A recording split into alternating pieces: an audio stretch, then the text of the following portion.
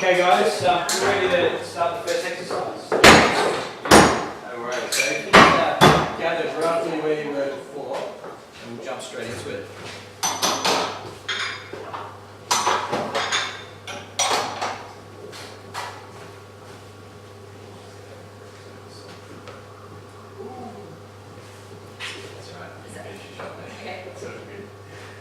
So guys, as I said before, the first thing we're going to work on today is technique.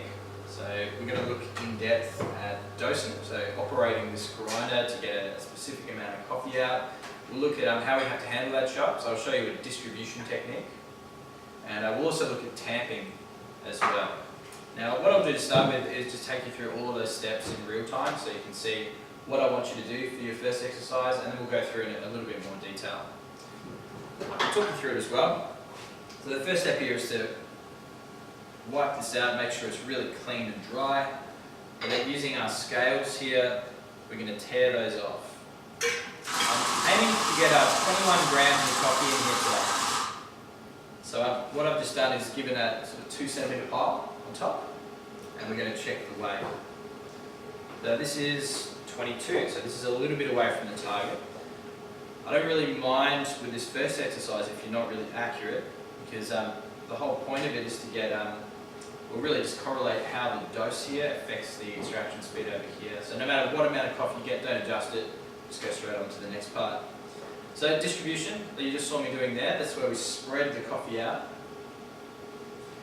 And then tamping, we do it in 2 stages. One is where we line it up, secondly is where we apply some pressure. And then a few more steps before we finish and extract the shot. 3-way wipe here, we get rid of any residue. You just saw me purge this out as well. And then we very gently lock up our coffee, flip that switch on the side, and we want to use the cup that we've been recycling to catch that. And what I'd like you all to do is just observe the shots. So we want to know how these actually look from start to finish. And what would you guys say about this? How did it start? What did it look like? Dark. Started off dark, that's right. How does it look now? Has it changed? Yep. And what about now? Is it looking even more different? Starting to look watery. Yeah, starting to look watery, more thin. This is what I want you guys to do. Just look out for this stage and then flick the shot off. And once we've gone through this exercise for a little while, then we'll start to look for some very specific visual indicators there to cut our shots off. But we're going to base that on how things taste.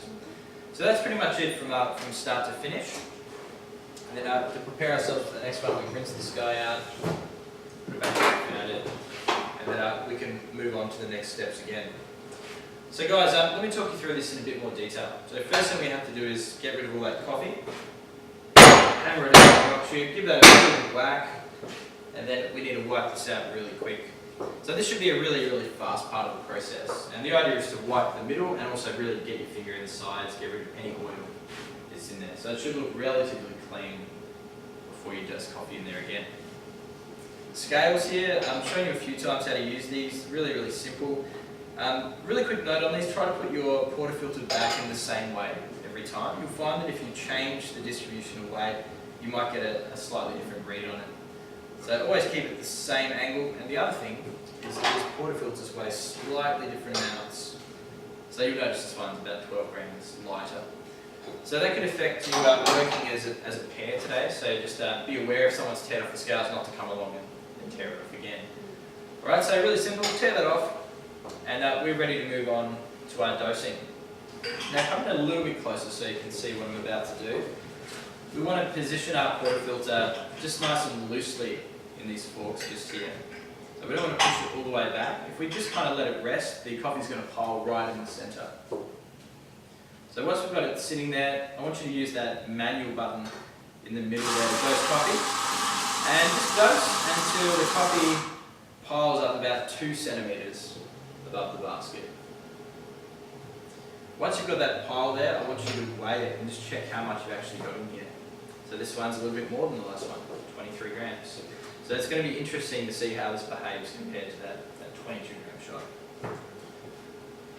So a little bit on these numbers as well. We are going to aim for a specific target. I want you guys to try and get 21 grams of coffee in these baskets today. And the reason for that is these baskets are designed to hold a very specific range. So it's between 20 and 24. And on a Synesso with these baskets, 20 itself is maybe a little bit too low. We start to get a lot of issues with the channeling. So we always try to dose above the minimum, but keep it as low as possible. So 21 is what we'll aim for, and we'll try to get as close to that as possible later. For now, don't worry about the variance if you get it. So this next part, distribution, is something I'll just get you to practice today. It's going to feel and it looks a little bit awkward, but essentially what you do is move the portafilter away from yourself. We sweep all the coffee to one side, so you notice I'm just pushing it until it almost spills. And then using my finger, I'm keeping that coffee inside the basket. So bringing it back towards myself. You notice I curve back around and just keep that coffee moving around in a circle. So within 3 to 4 rotations like that, you've got a really evenly distributed pile. So that central pile is now more or less completely flat. And now this is something I'd like to practice with you guys. So what I might get you to do is just run through those first couple of steps. So grab yourself a portafilter, tear it off, grab yourself a little bit of coffee. So if you notice that you get a lot, just remember what your pile was, because you can start to become more and more accurate on your next ones. Just get it lower and lower and lower. But what I'd like you to do is just come over with your pile like this, and then we can work on distributing that together. I'll show you that technique. It's a little bit funny when everyone does it once, but do it anyway. And then what we'll do after that is work through some tamping technique, and then I'll just get you pumping out coffees for 20 minutes. Do you want to quickly do that? Grab yourself one of these. Nice.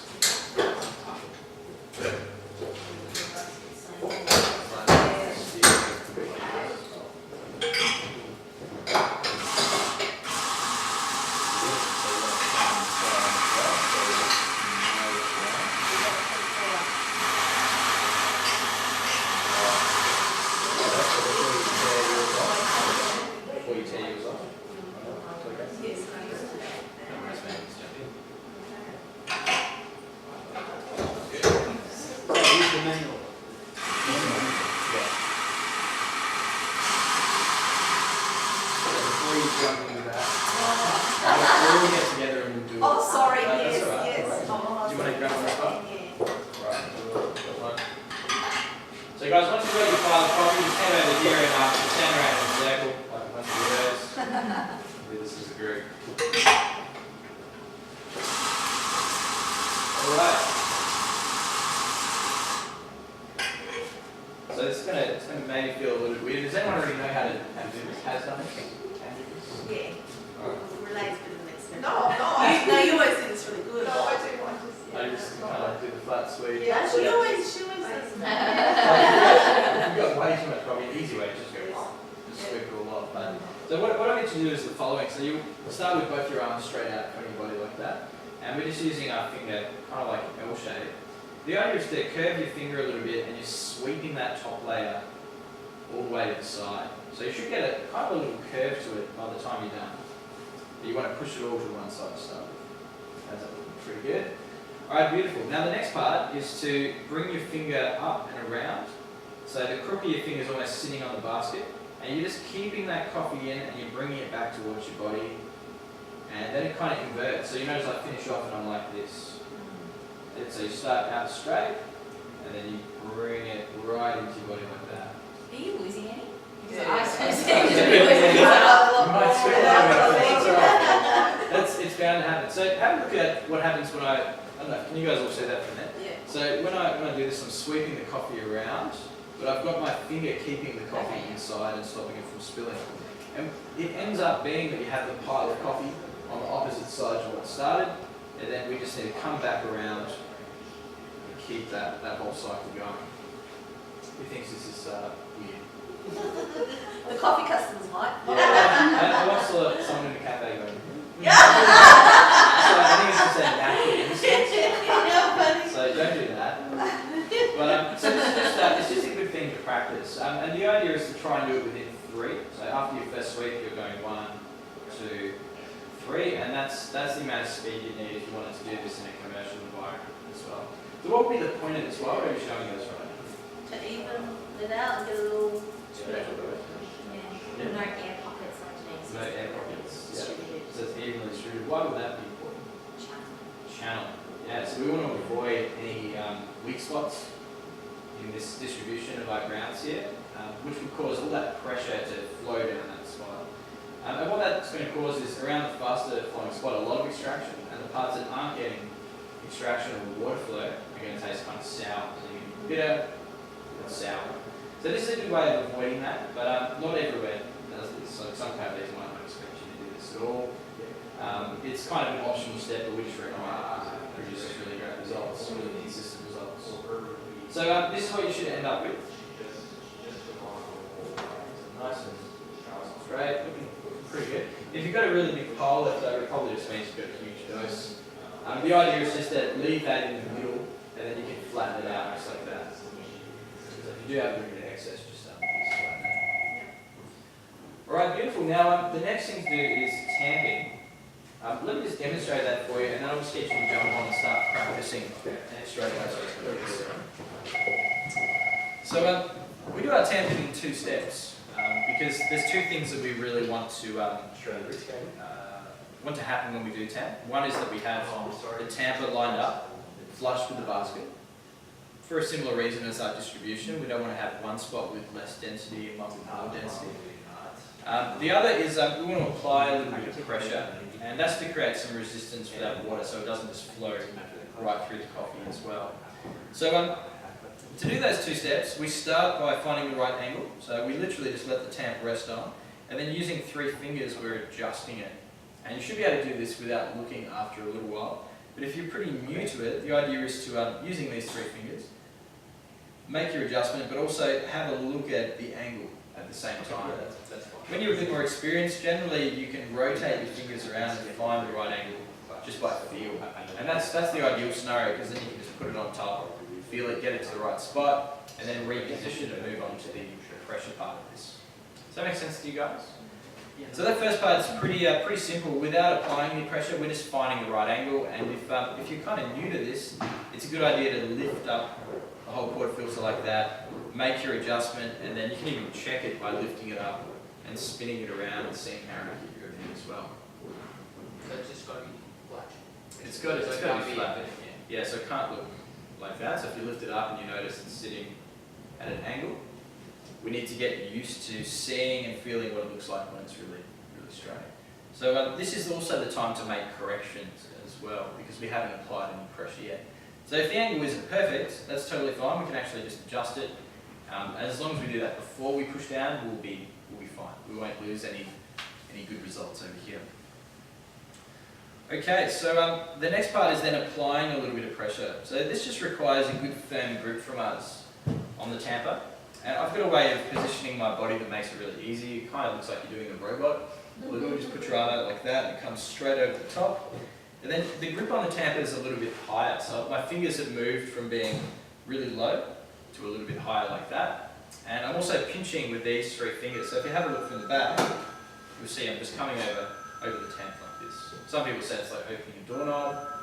I don't know, I don't really open doors like that.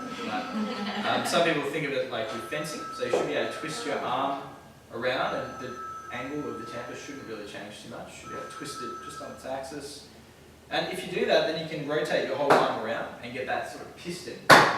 So if you do want to start working on technique, I'd recommend starting that with a robot, and put your body 90 degrees to the bench, just like this. Come straight over, put this across your body, and then you can just focus on leaning on it, rather than applying a whole bunch of pressure and it starts to hurt your wrist, starts to hurt your shoulder.